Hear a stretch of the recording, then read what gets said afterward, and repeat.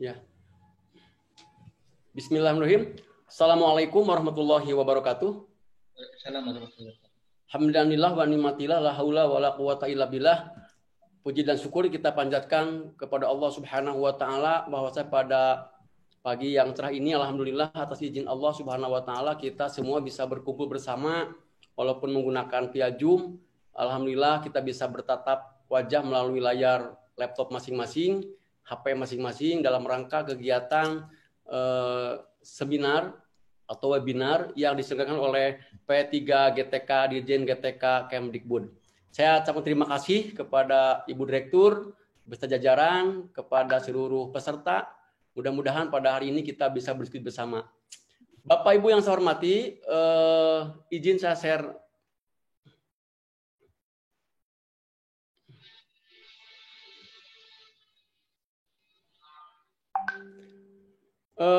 Bisa kelihatan Pak ya? Ya, bagus.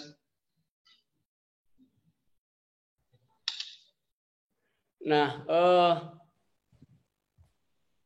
saya membawa tema sesuai dengan oleh panitia tentang well-being student dalam kerangka penilik. Maka saya barangkali dari sisi akademisi akan lebih banyak berbicara bagaimana posisi penilik dalam rangka melakukan proses pendidikan, kaitannya dengan satuan pendidikan dan juga dengan warga belajar atau siswa. Jadi ada satu arah yang ingin saya sampaikan kepada Bapak Ibu semua kaitan dengan kajian kita pada pagi hari ini. Mudah-mudahan waktunya tidak terlalu lama. Ini peta paparannya yang ingin saya sampaikan. Yang pertama adalah kita beranjak dari sebuah rasionalisasi bahwa dinamika perkembangan global sekarang sudah sangat cepat sekali.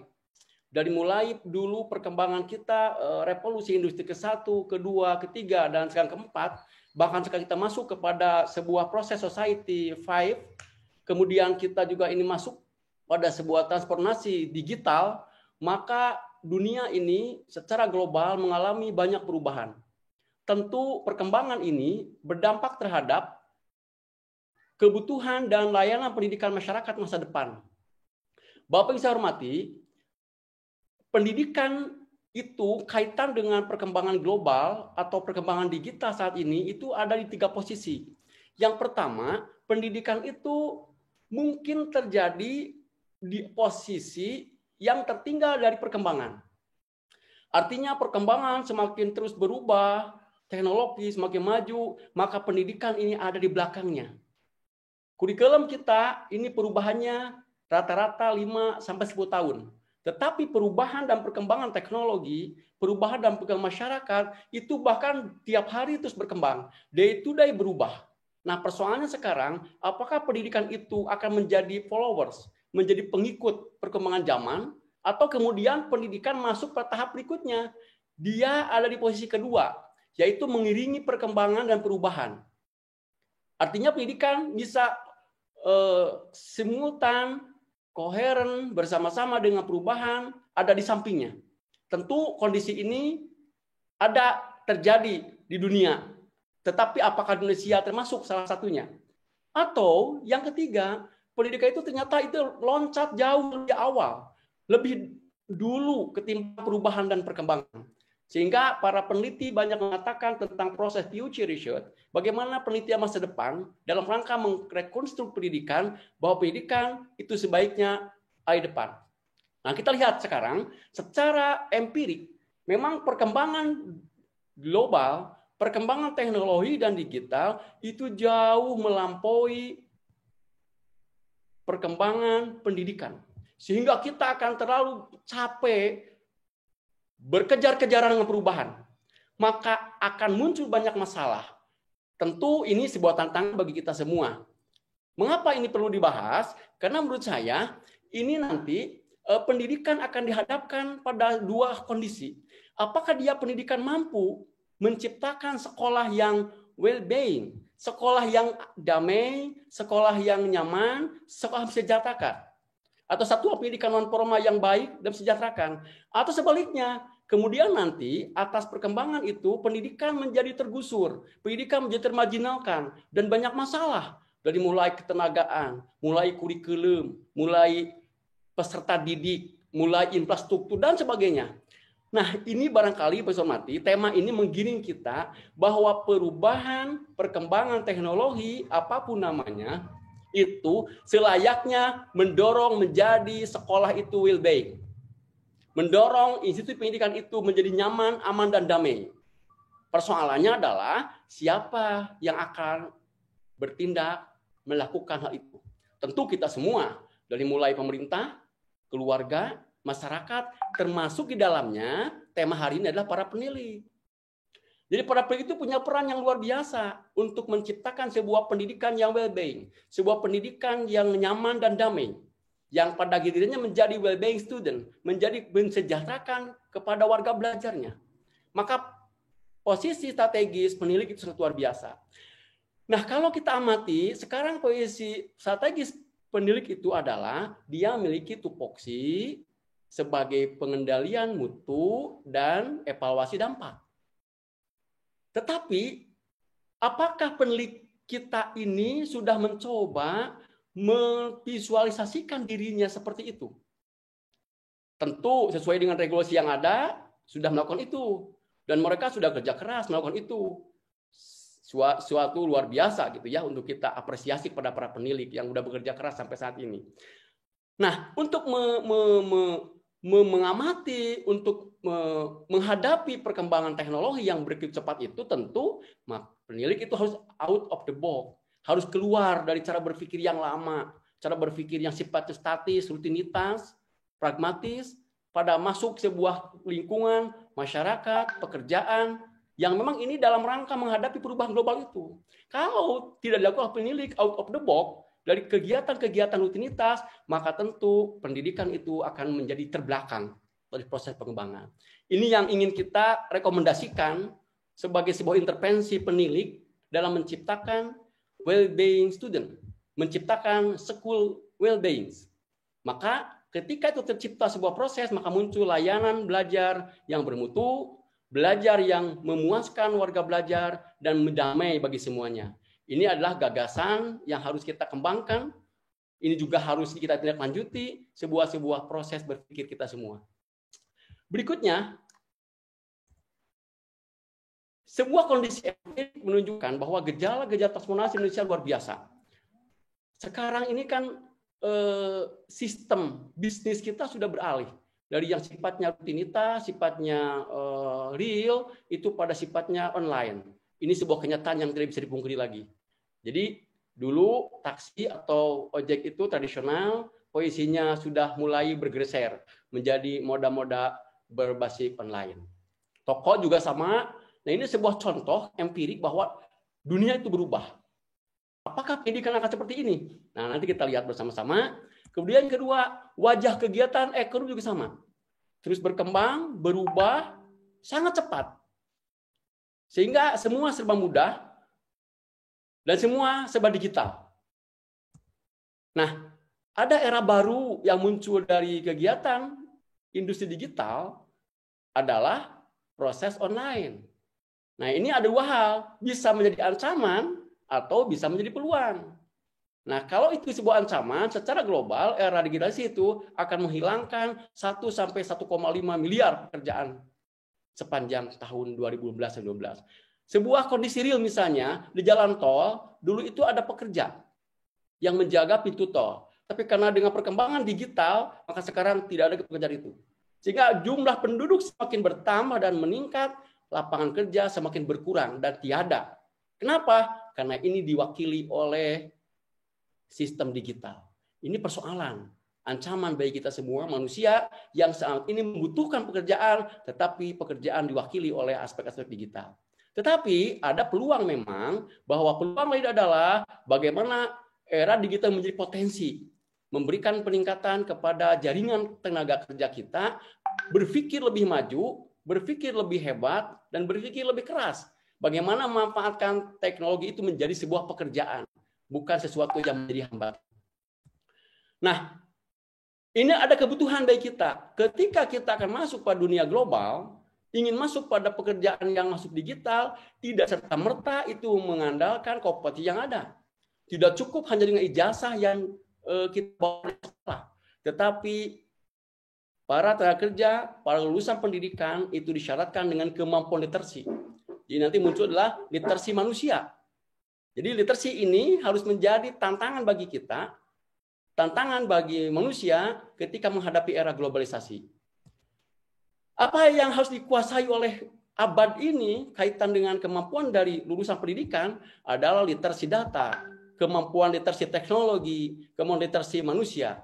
Ini barangkali kajiannya cukup banyak kalau saya sampaikan, tapi kira-kira ada tuntutan lulusan pendidikan, tuntutan masyarakat ketika dia masuk pada era digital.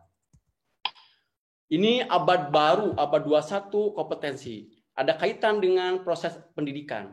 Pendidikan kita tidak cukup lagi seperti pendidikan yang dulu kita lakukan. Pendidikan yang sifatnya rutinitas, pendidikan yang sifatnya instrumental, tapi pendidikan yang harus mengarah kepada kemampuan kreativitas, berpikir kritis, memanfaatkan berbagai macam teknologi. Kalau tidak, maka pendidikan akan selalu di belakang perkembangan zaman. Ini kompetensi abad 21 yang harus dikuasai oleh setiap insan pendidikan, insan manusia di dunia ini. Sekurang-kurangnya ada kompetensi yang harus dikuasai oleh kita, adalah intinya kemampuan kolaborasi, kemampuan literasi data, literasi digital, kemampuan berpikir kritis, kemampuan problem solving, memiliki kreativitas, kemampuan berkomunikasi. Kompetensi ini harus dikuasai, harus dimiliki oleh kita. Termasuk juga para lulusan pendidikan kita. Kalau tidak memiliki kompetensi ini, jangan harap bisa masuk di era digital ini. Maka itulah, maka ini menjadi tantangan bagi kita semua di kaitan pendidikan. Nah, ketika kita berbicara tentang perkembangan zaman yang tadi saya sampaikan, maka sisi lain kita mengharapkan ada institusi pendidikan yang sifatnya well-being, yang damai, yang menyenangkan, tidak lagi menjadi menegangkan. Maka antara pendidik, sumber belajar, peserta didik, itu harus berkolaborasi satu sama lain, memiliki loving, memiliki having, memiliki health. Saling mencintai, saling memiliki, dan mereka semuanya sehat. Sehingga proses pembelajaran itu adalah bermakna, tidak terkekang atau mengekang, bebas berkreasi, dan saling menghargai. Ini sebuah proses pendidikan yang harus dialami oleh bangsa kita ketika masuk abad 21. Maka oleh itulah, maka pendidik harus mampu menjadi fasilitator, menjadi motivator. Pendidik harus mampu membuat sebuah perencanaan yang luar biasa. Yang berikutnya, sumber belajar kita nggak cukup dengan buku, tidak cukup dengan papan board, nggak cukup dengan spidol, tapi harus multidimensi. Artinya semampu ada kemampuan untuk memadukan berbagai aspek. Disebut dengan blended learning, pembelajaran yang memadukan antara aspek yang manual dengan digital. Jadi kalau sekarang anak didik kita sudah tidak paham dan mengerti lagi mengoperasikan komputer dan laptop dengan baik, guru tidak paham lagi mengoperasikan komputer dengan baik, tidak bisa mengakses internet, apalagi melakukan inovasi pembuatan sistem dan aplikasi, mana mungkin guru bisa menjadi contoh bagi siswa. Oleh itulah pendidik, tutor, fasilitator, instruktur, guru harus memiliki kemampuan kreativitas, menunjukkan sebuah inovasi baru dalam pendidikan, sehingga pendidikan menjadi menyenangkan. Tentu ini dalam konsep pendidikan non formal perlu intervensi penilik, kaitannya dalam pengendalian mutu. Bagaimana menciptakan pendidikan non formal di PKBM, di PAUD, atau di LKP, atau nama-namanya, itu menjadi interpreter yang baik yang menciptakan pembelajaran yang bermakna, tidak mengekang, bebas, berkreasi, saling menghargai, dan mereka sangat rileks dengan teknologi. Ini harus dimiliki oleh sekolah yang menyenangkan itu di abad 21. Nah, hadirin yang saya hormati, ini ada urgensi penilik. Penilik itu harus memiliki regulasi dan tupoksi. Penilik itu adalah memiliki realitas saat ini. Penilik itu memiliki tantangan dan upaya untuk menciptakan mutu satuan program yang cukup baik. Jadi ini luar biasa peran penilik itu. Jadi bukan sesuatu makhluk yang memang aneh, asing, bahkan siapa sih penilik? Ini menurut saya harus diangkat nama penilik itu sebuah nama yang terhormat, nama yang luar biasa. Kenapa? Urgensinya luar biasa. Kenapa? Karena penilik memiliki kepentingan mengintervensi pembelajaran di sekolah yang menyenangkan, sekolah yang damai dan baik. Nah, regulasi, realita, dan tantangan kita coba kaji. Ini regulasi penilik di Undang-Undang Nomor 23, kemudian dia lengkap dengan Peraturan Pemerintah Nomor 19 tahun 12, kemudian Permen RB 14 dan 15 tahun 2020, kemudian dia memiliki landasan dengan Permendikbud 052 tahun 14 dan Permendikbud terakhir 38, 39. Jadi dari sisi regulasi penilik ini sudah cukup kuat. Dari sisi kekuatan hukum cukup kuat. Nah, sekarang persoalannya kalau sudah kuat regulasi, sudah kuat sisi hukum, nah bagaimana peran efektif penilik ketika dia mengintervensi? Jadi jangan sampai dengan kekuatan regulasi ini itu penilik tidak muncul sebagai sebuah makhluk yang luar biasa di muka bumi ini, khusus dalam dunia pendidikan, karena sudah jelas regulasinya. Tugas pokoknya jelas. Dia memiliki tugas pokok sebagai pengendalian mutu program dan evaluasi dampak. Ini untuk pengendalian pada input, proses, dan output, pada evaluasi ada outcome. Saya tidak jelaskan, tetapi di dalam pengendalian mutu itu penilik memiliki peran, yaitu adalah mengendalikan pelaksanaan pembimbingan dan pembinaan PTK. Mungkin dari titik ini, butir ini, kita bisa masuk kepada satu wahana dari mana penilik bisa masuk. Sebab sesungguhnya penilik itu tidak bisa langsung intervensi dalam pembelajaran di kelas, tetapi memiliki kemampuan untuk membimbing para pendidik di dalam kelas. Nah, ini menurut saya di aspek pembimbingan.